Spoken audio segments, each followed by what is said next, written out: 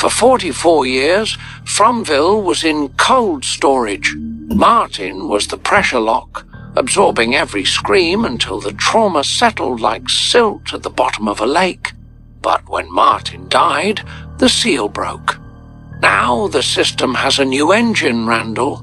If Martin was a silent vault, Randall is a reactor core with cracked shielding. The town is no longer frozen in stasis, it's metabolizing. Today we decode why the monsters are getting louder and why Fromville is entering a state of thermal runaway where the brakes have finally failed. Fromville operates like a thermodynamic engine fueled by the collective trauma of its residents.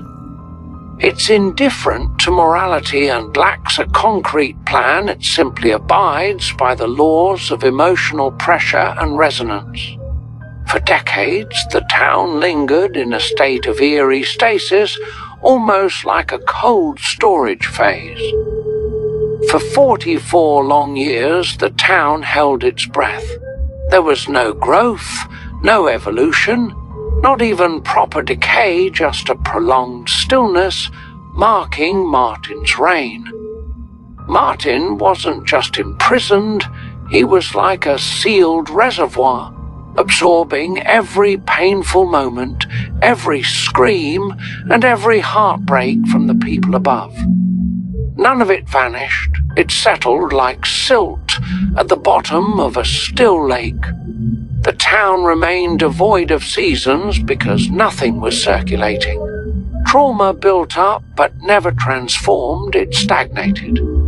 Martin carried the weight of the town's history within a sealed reservoir, preventing any energy from flowing. This is why Victor spent 44 years in a world without seasons. There was no movement, no gradients, no outlets. Just a snapshot of a tragedy that refused to evolve. Victor grew up in this stasis, his childhood encased in emotional amber. Then, the seal broke when Martin passed away. The system didn't just lose a man, it lost a pressure lock. Whatever sustains Fromville, be it memory or emotional residue, suddenly found itself without a stable place to condense. That's when Randall entered the scene. The arrival of Tabitha and Randall's transformation shattered the town's stasis. Tabitha's ascent to the tower acted as the projection that finally breached the system's seal, creating a pressure gradient that had been absent for so long. At the same time, the town's method of storage evolved. Unlike Martin, who was an archive, Randall is a reactor. His reactive, defensive, and volatile nature has turned him from a silent vault into a pressurized chamber. When the system ripped his mouth, it wasn't a mere act of cruelty, it was the removal of a regulator. Without a filter to control what goes in and out, Randall became a leaking valve, releasing raw, unrefined trauma directly into the town's frequency. Randall isn't an archive, he's pure volatility. He doesn't absorb quietly, he reacts. He doesn't compress, he flares. If Martin was cold storage, Randall is a reactor core with cracked shielding. The mutilation of his mouth symbolizes disarmament, removing the ability to regulate intake and output, which strips away the power to choose and filter. This is where the monsters find their voice.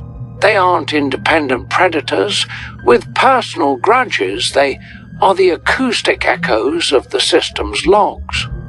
In this closed loop, every intense emotion generates a wave.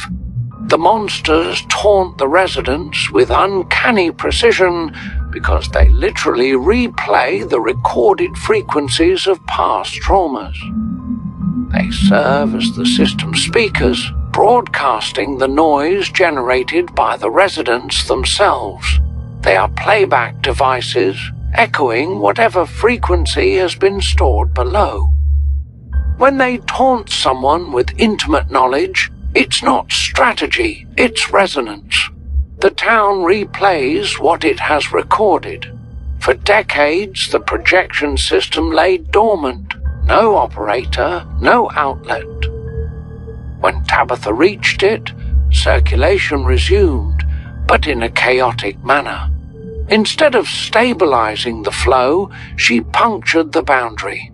Pressure builds below, while projection leaks above. The middle, the town, starts to destabilize. This is where Sara becomes essential. She isn't a vessel, she doesn't store or project. She conducts. Something in her is stripped bare like exposed wiring. The voices she hears aren't spirits choosing her. They're signal, bleed, a data escaping the reservoir and reaching the first nervous system sensitive enough to register it. Her physical wounds aren't metaphorical, they're symptoms of overload. Too much signal passing through fragile insulation. Sara stands as the system's greatest defect, the exposed wire. Lacking the insulation necessary to endure such throughput, she captures the raw bleed while Randall leaks the data and the tower projects it. The voices she hears and the marks on her skin are the results of a short circuit. She's caught in a feedback loop where the trauma leaked by Randall is intercepted by her nerves, projected back through the system as an event, and then recycled into new trauma, creating a self-sustaining spiral of noise.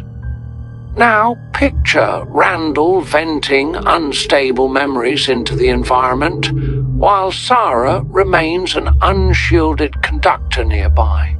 That's not prophecy, that's feedback.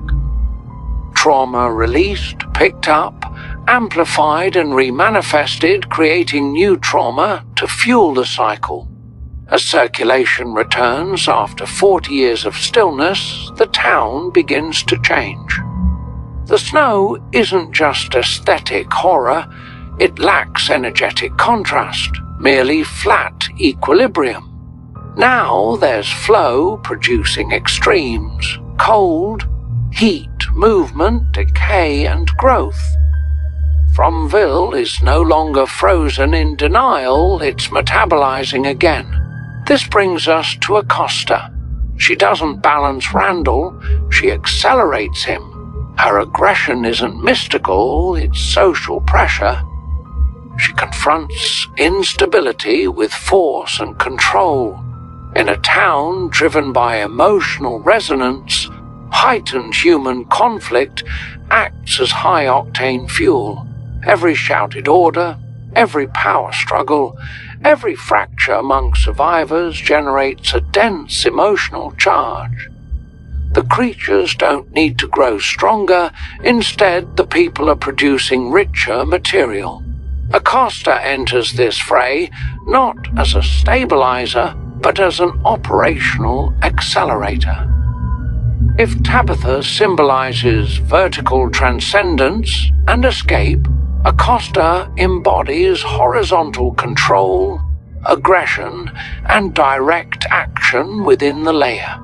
Her presence intensifies the social friction among survivors, generating a denser, more immediate energy than passive fear ever could. She's fueling the engine. Under Martin, the system was clogged yet stable. Under Randall, it's reactive. Under Tabitha, it's porous. With Sara, it's electrically noisy. And with Acosta escalating the tension among the living, the emotional throughput increases. The unsettling truth is the town may not be conscious. It might not be maintaining itself with intent. It simply obeys internal laws, pressure rises, valves fail. energy seeks expression, we are moving away from a world of slow, predictable cycles and into a phase of thermal runaway. The delay between a traumatic event and its physical manifestation is shortening. The town is becoming more reactive, personal, and volatile because the distance between storage and projection is collapsing. Fromville isn't trying to harm its residents, it's merely responding to the fact that its fuel is heating up and its valves are wide open. The real danger in the days ahead isn't the creatures lurking in the woods, but the reality that humans have become high-output generators for a machine